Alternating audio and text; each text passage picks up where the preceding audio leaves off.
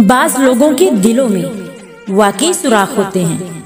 जितनी भी मोहब्बतें डाल ले वो खाली ही रहते हैं।